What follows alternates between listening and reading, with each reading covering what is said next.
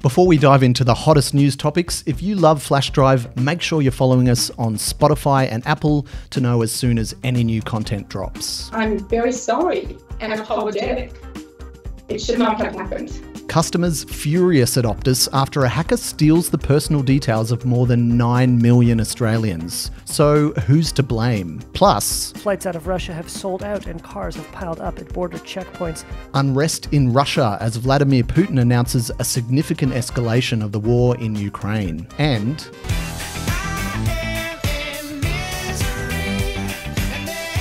the internet explodes after Maroon 5 singer Adam Levine's affair is exposed. I'm James Law and this is Flash Drive, and I'd like to welcome back news.com.au Deputy Editor Liz Burke. Thanks for coming again. Thank you. Thanks for having me back. Now, this is becoming a tradition. Tell us, what have people been reading on Australia's #1 news website, news.com.au? It's been all about this Optus hack, which I think we're going to get into today. We've just had so many developments, so many angles, people wanting to know what they need to do if they've been hacked, like how vulnerable they are, what's happened next. So, yeah.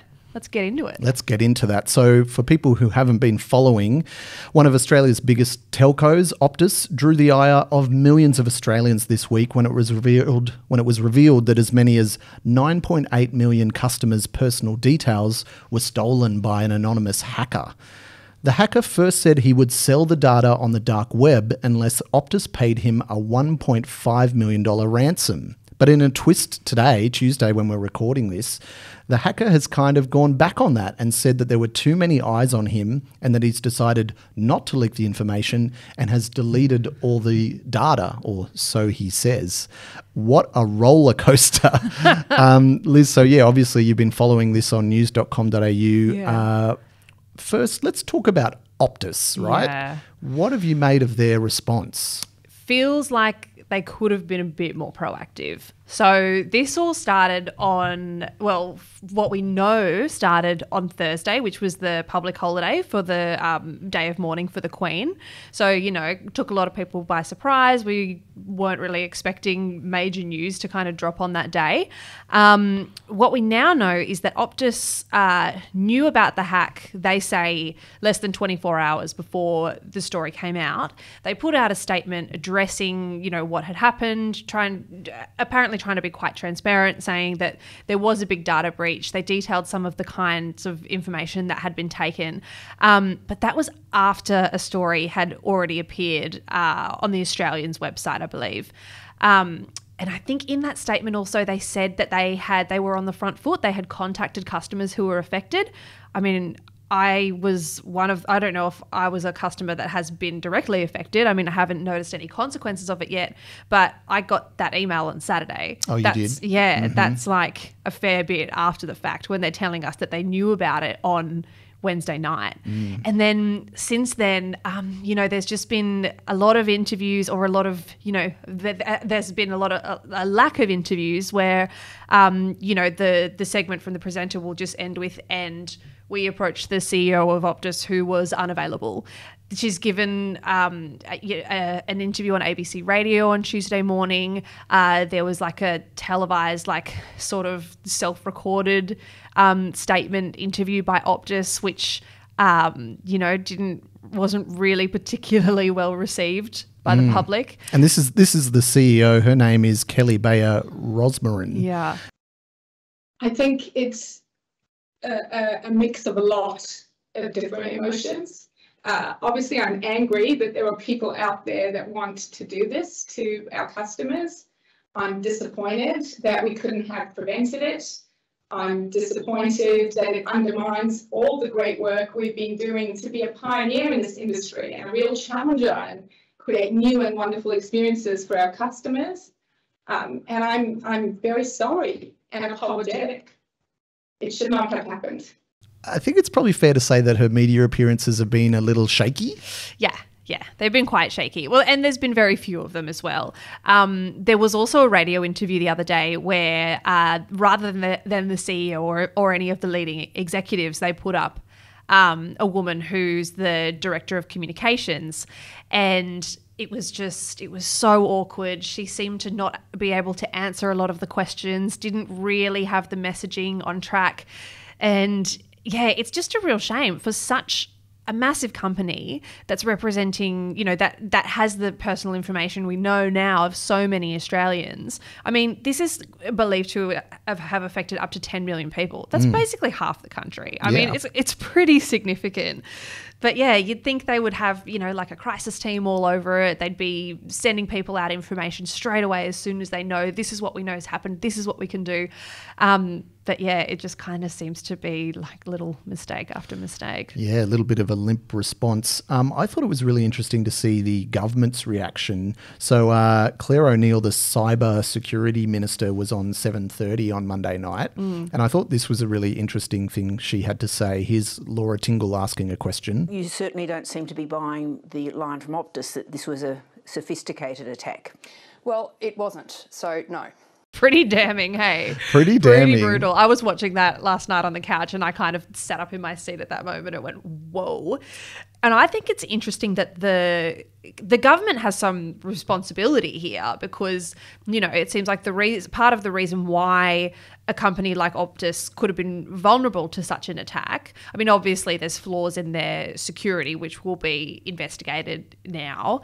But, you know, there are laws in other countries, like in Europe, where, you know, a company like this can only hang on to such personal information for a period of months. Whereas these guys say that they have it for years and they almost, you know, legally have to keep it on record for a certain amount of time.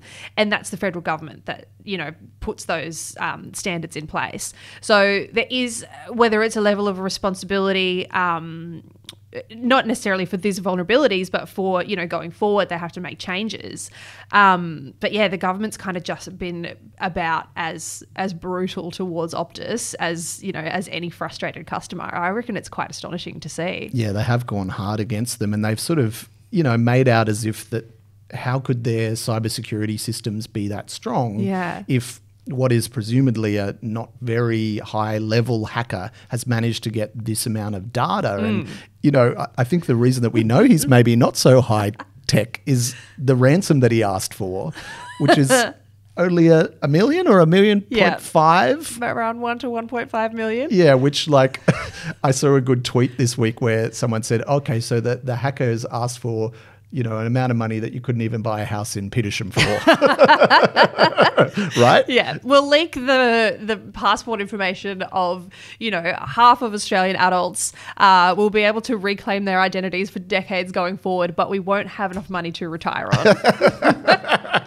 Right? Yeah, you should have, get some super contributions What happening. do you make of that, though? Does that tell you, I mean, we've heard today that the FBI, for example, is going to be one of the agencies assisting Australia in looking into like how this has happened and tracking down the hackers. Does that tell you that maybe this guy's not the hacker? I don't know. Well, yeah, you have to wonder, right? Because he came out today with that really weird statement saying almost an apology, really. Well, yeah, he did apologise to he Optus. did too, yeah, and so he hopes it goes away.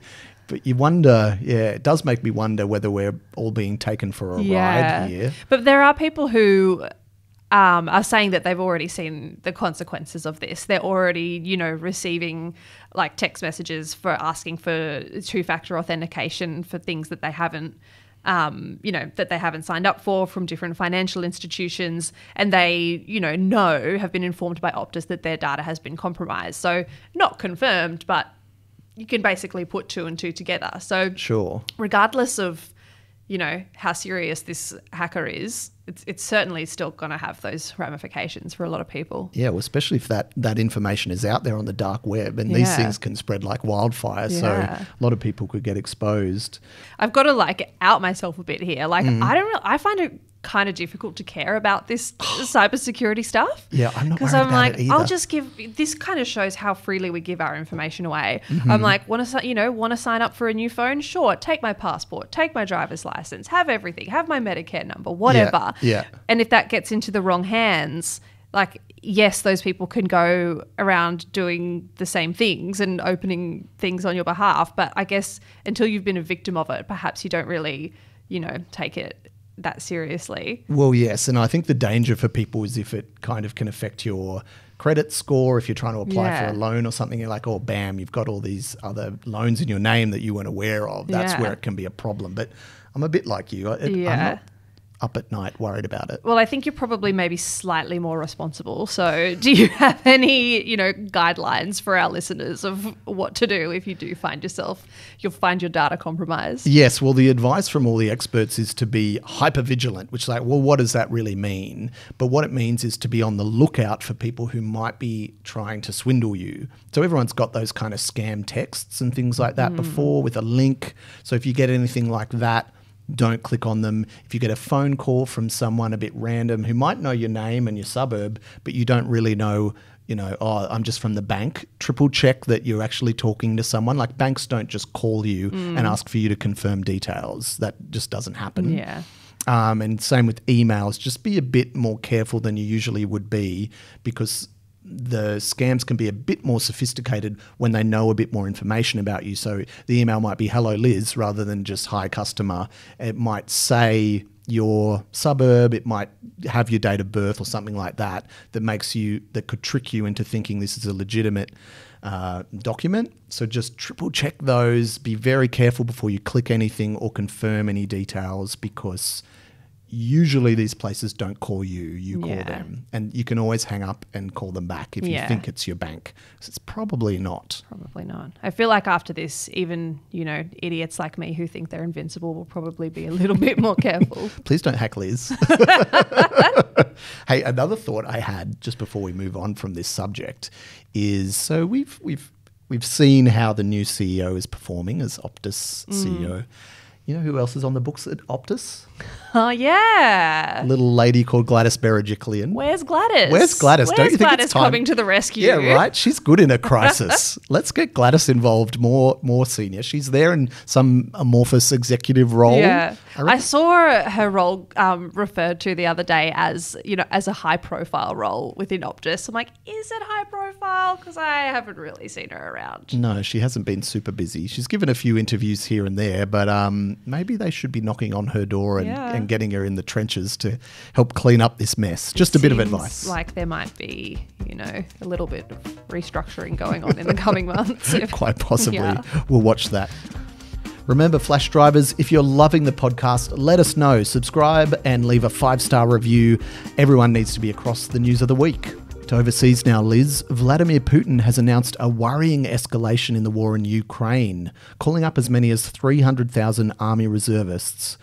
Oh, and he just quietly made this nuclear war threat. There are plans in Washington and Brussels to move the military action onto the Russian territory. They're not just talking about Russia being completely destroyed at the battlefield, talking about political, cultural, and all the types of sovereignty with complete pillage. Now they're talking about nuclear blackmail. The Zaporozhye nuclear power plant was shelled. And also some high-positioned representatives of leading NATO states were saying that there might be possibility and permissibility to use nuclear weapons against Russia. Those that allow such statements shall be reminded that our country also has various weapons of destruction. And with regard to certain components, they're even more modern than the NATO ones. And if there is a threat to the territorial integrity of our country and for protecting our people, we will certainly use all the means available to us. And I'm not bluffing. While Putin is back on the front foot after losing huge amounts of territory to Ukraine, his announcement of the military escalation has been met with widespread protests across the country. So that's probably a good sign. Hey, Liz. It is. But yeah, I mean, it sounded like a pretty serious announcement. I mean, the fact that he said in there, this is not a bluff, he's wanting the world to take it pretty seriously, and that there's, a bit of uprising there. Seems like people are. I mean, what did you make of the speech, the threat? It was really interesting because he was due to give a speech, I think, like the night before Russian time, and he never showed up. And like all of the media was ready to see what he had to say, knowing it was this kind of an announcement. And then he didn't show up and did it the next day. So that was weird in the beginning. But yeah, it's fair to say his language was pretty strong. But I think what's interesting is the amount of resistance there's been since that announcement. Yeah. It's not super normal for have that kind of uprising, especially in kind of poorer areas of Russia. There's been a lot of protests. We've seen things like people like young men going out there saying, I'm not prepared to die for Putin. You know, and also there was an interesting concession from the Kremlin, which again is unusual, where the Kremlin said, oh, look, we admit that we hadn't handled this mobilization that well. Because there's reports of like old people being drafted and people who have like zero military experience just being told to get on the bus and go off and fight. So there's been a bit of a like messy approach to this that I think there's a bit of blowback. And plus I saw the other day a report this morning, just like these kilometre long queues of people driving out of Russia over the Georgian border just to get the hell out. So I don't know, it's going so well so far. Absolutely not. And it's the conscription rather than the nuclear threat that's causing the most you know, sort of blowback, I guess, right? Certainly, you know, domestically for Putin, that's the thing that people are not that keen on. However, like I did hear a really interesting report from the BBC today that shows a different side. But at this recruitment centre, the Russians we spoke to said they supported the draft. I'm in the mood to fight, says Dmitry, an HR manager. Since we've been drafted, we have to serve. This mother says the lads will run about a bit there. They'll lose a bit of weight. It'll be fine.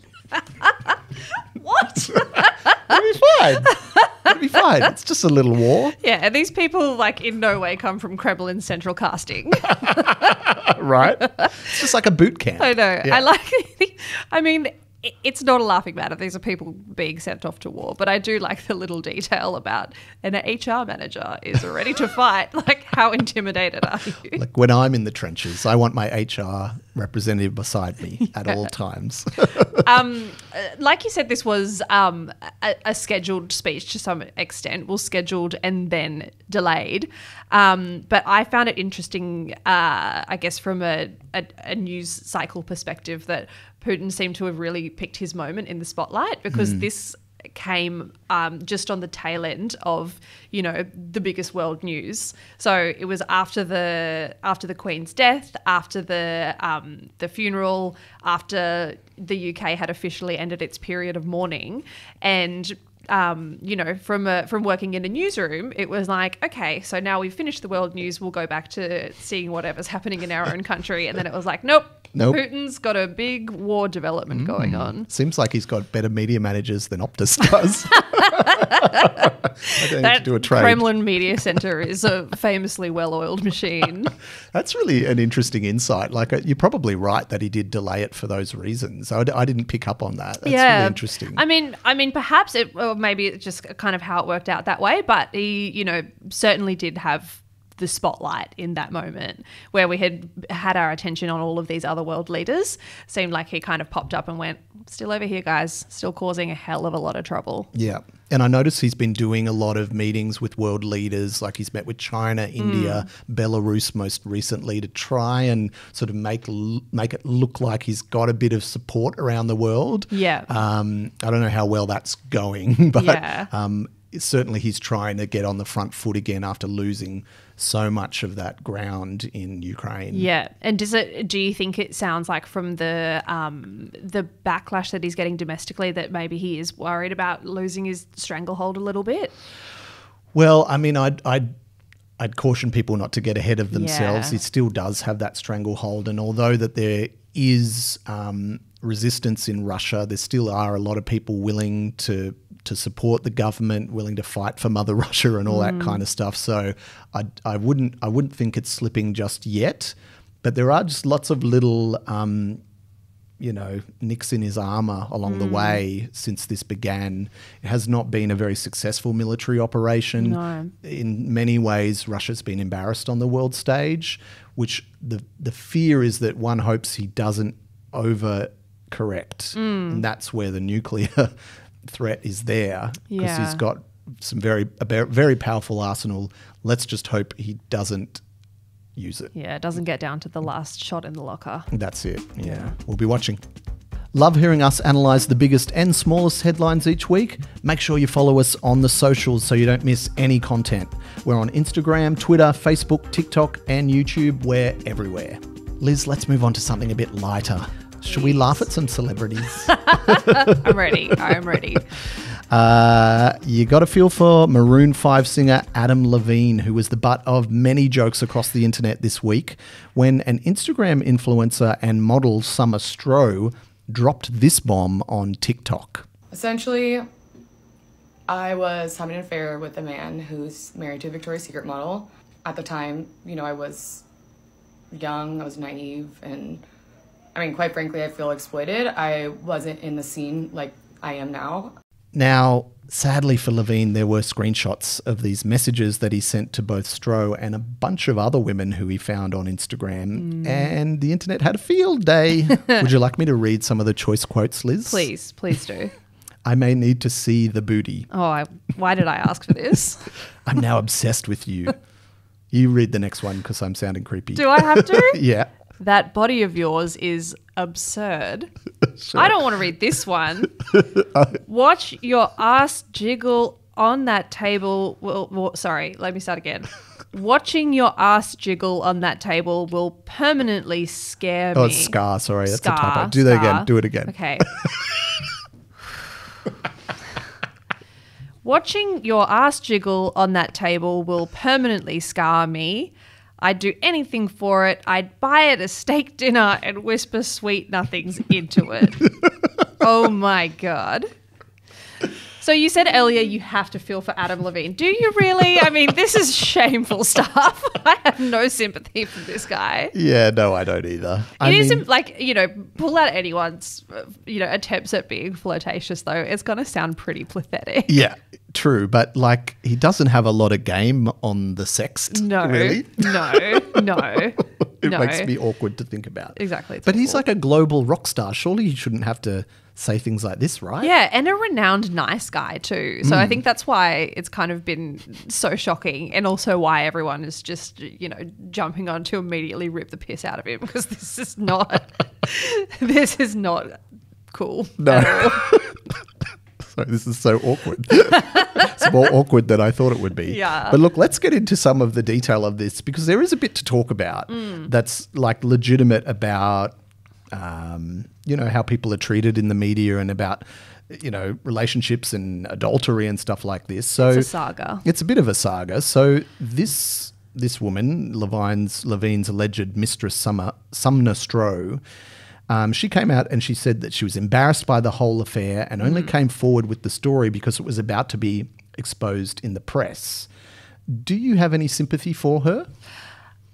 I do. She said how embarrassed she was to share this background and some of these messages. It's an odd thing to say, this is the most embarrassing thing that's ever happened to me. Here it is on the internet for millions of people. It seems like, she said that she's done that to get ahead of a story. So she wanted to take control of it a little bit. She says, she says that she, was vulnerable at the time. It's been acknowledged that there's, a bit of a power imbalance there. He was this big famous rock star guy. She was very young when it happened. But she's also in the same breath said, I know I'm not a victim here. I'm just kind of sharing what's happened, I guess, so that she, doesn't be made out to be the bad guy. Yeah, I do have some sympathy for her. But at the end of the day, like it's not. It's kind of been said that, I feel like a lot has been made of this power imbalance, and that he's almost been made out to be, a bit of a predator in this situation. Which she's acknowledged that there's kind of two parties there, and I absolutely hate that take that whenever there's a powerful man involved, it doesn't mean that the woman doesn't have agency, right. Like they're an adult, they can make their own choices. Maybe they regret it. Maybe they're pressured into certain things. But yeah, I feel like there's some shared responsibility there. Yeah, well, presumably she knew he was married, right? Yeah, and she's acknowledged that. Maybe she regrets that. Maybe she feels like she was pressured into the situation. But yeah, I just don't think it's as clear cut as some people like the Emratas of the world are wanting to make out. Yeah, well, she was one of the ones who came out really in defence of Sumner and said it was about a power imbalance. Yeah, so when Sumner, is that how you say it, has made it, she's kind of tried to make it very clear that she doesn't believe that she's a victim in this situation overall as well. So yeah, little bit more complex. Levine may think he's a victim because he's denied the affair and says he's only guilty of poor judgment in speaking with people other than his wife in a flirtatious manner. Do you buy that, Liz? Well, yes, like he is guilty of poor judgment. Like, don't do that, It's a pretty clear-cut thing, I think. Poor writing as well. Very poor writing. Poor game, poor flirting, poor DMs. Just, yeah. No, he's guilty of a lot more than that.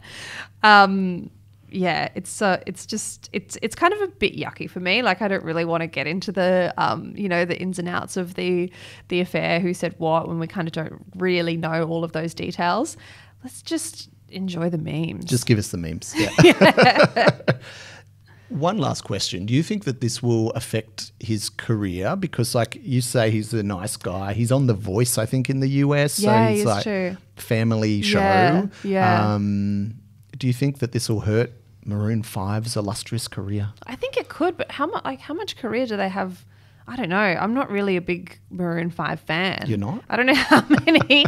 Like, are they kind of actively in the studio? Like, do they have more albums to come? Yeah, I think they're still pretty popular. Oh, look, with all of these sorts of things, I feel like it's just so case by case. It remains to be seen. If he's got, as strong a fan base as perhaps he had, he seemed to have before this, being like quite a popular, well-loved figure, you'd think that maybe he can come out of it and people will forget it. There's just so many, contradicting stories with celebrities about these kind of things. Some of them never survive. Some of them go on to just, it's water under the bridge. Mm-hmm. I don't know. What's your take? Yeah, I mean, I don't think it's so bad that he can't recover from it. Do some nice sit-down interview with his wife and, be really repentant and he'll be all right. Yeah, and that's kind of why there's jokes about it, right? Like why there's people laughing about it and just kind of taking the mickey with his DMs and things, because it seems like the people who were involved aren't making really, sort of horrific allegations against him. It's not the worst celebrity story that we've seen. It's just cringe. Yeah, it's just cringe. Yeah, I think you can recover from that. Yeah, we'll see. Yeah. All right, you got to catch up on Maroon 5's back catalogue. Next week, really? I want you to know all the hits. Are these the lyrics? Are these indicative of what I might be in for? Because I don't know if that's really to my taste. I mean, look, worse things have been said in rap songs, probably. So that's true. Yeah, so this is the part of the show where we give a shout out to the streaming service Flash. James, what should we be watching on Flash this week? Yeah, well, I wanted to give a shout out to, so our viewers would be aware of our daily news Flash bulletins that we have, but we've also got a weekly show called Switched On with Trevor Long. So Trevor Long is like a really well-respected technology journalist. You'll see him on all sorts of different platforms, but he's doing a sort of bespoke show for us each week where he'll go over the tech news of the day. So it might be, the new iPhone's coming out. He'll review it. He goes all over the world and is the first with the new phones and new gadgets and all that sort of stuff.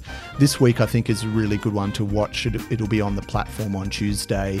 He's just gone deep into the Optus saga. Nice. Like run through every little iteration and has some really good tips about how to avoid getting scammed and how to get through this hack with your identity intact. So I'd recommend people check that out.